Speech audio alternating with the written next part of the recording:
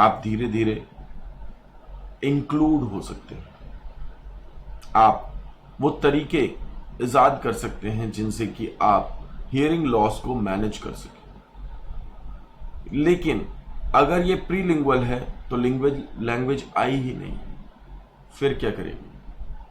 That is the problem. Location, second समस्या जो है वो है लोकेशन की, यानी ये स्थिति से संबंधित है या स्थिति प्लस स्थान। स्थान मतलब हियरिंग लॉस हमेशा स्थानिक होता है, हियरिंग लॉस हमेशा स्थानिक होता है, वो लोकेट होता है कहीं ना कहीं। There are 3 parts of the year.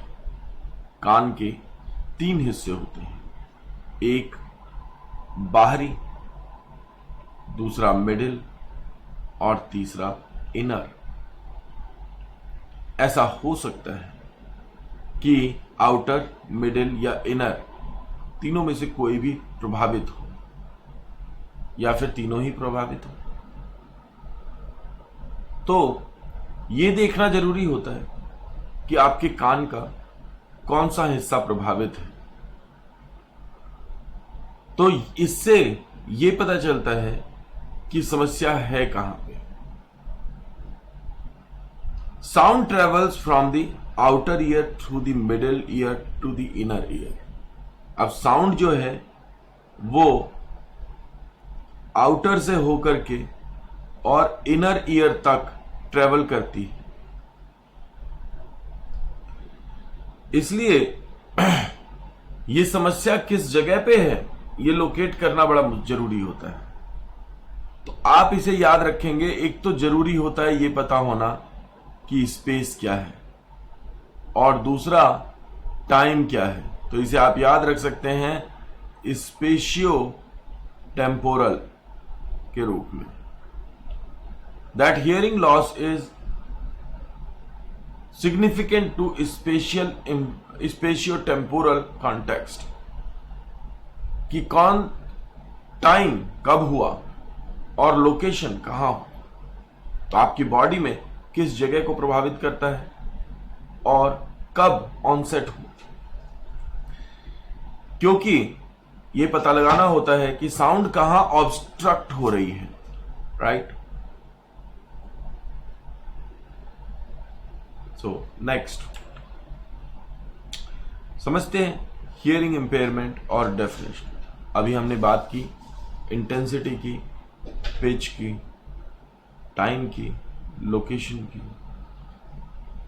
अब बात करते हैं इंपेयरमेंट और डेफनेस की। Hearing impairment and deafness. Deafness मतलब बहरापन, हियरिंग इंपेयरमेंट यानी सुनने में बाधा। By the individual and disability education act यानी आइडिया के द्वारा यह दिया गया है। Hearing impairment is defined as an impairment in hearing, whether permanent or fluctuating, that adversely affect child's educational performance. कुछ भी ऐसी बाधा जो परमानेंट हो, फ्लक्चुएटिंग हो। फ्लक्चुएटिंग का मतलब क्या हुआ? फ्लक्चुएटिंग का मतलब हुआ, आप याद रख सकते हैं, टेम्परेरी। और परमानेंट, परमानेंट मतलब हमेशा के लिए। अब ये एडवर्सली इफेक्ट करती है, यानी कि एडवर्सली इफेक्ट का मतलब नकारात्मक,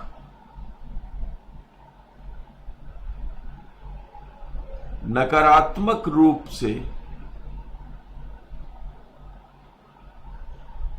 प्रभावित करती है। इसका अर्थ है आपकी सुनने की क्षमता को कम करती है। अगर सुनने की क्षमता ज्यादा हो जाए तो वो स्पेशल एजुकेशन में आएगा।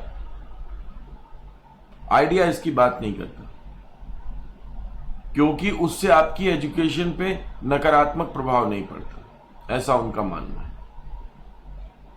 वैसे कुछ लोग ऐसे होते हैं जिनकी सुनने की क्षमता ज्यादा हो जाती है, वो फ्लैट लाइन पे पूरी नॉइज सुनते हैं, फिर क्या करेंगे उसका? इसके लिए आइडिया में कुछ नहीं। हाँ, इसको थेरेपी के द्वारा डिवाइस किया जा सकता है। Hearing impairment is defined hearing impairment is defined as an impairment in hearing, चाहे वो टेम्परेरी हो चाहे वो परमानेंट हो, लेकिन वो आपके एजुकेशनल परफॉर्मेंस को प्रभावित करे। इसी को आइडिया ने हियरिंग इंपेयरमेंट के रूप में रखा है, जो कि डेफनेस के रूप में भी जाना जाता है कुछ स्पेशल केसेस में। तो deafness is defined as hearing impairment that is so severe that the child is impaired in processing language and hearing with or without amplifications. जब इम्पेयरमेंट बढ़ जाता है,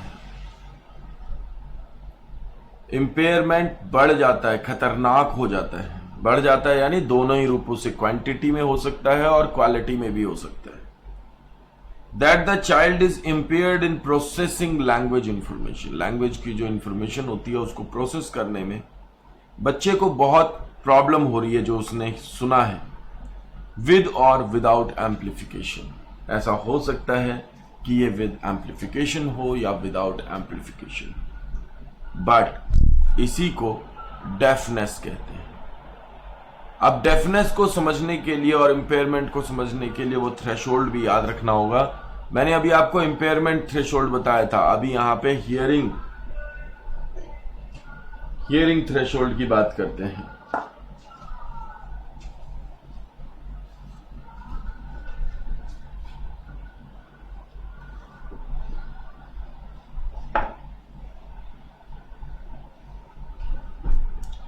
इसमें से उतरो बेटा, चलो मैं थोड़ी देर काम कर लूं फिर बात करेंगे।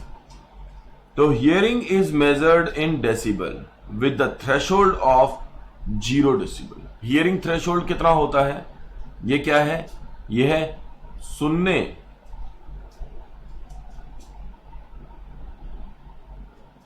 की क्षमता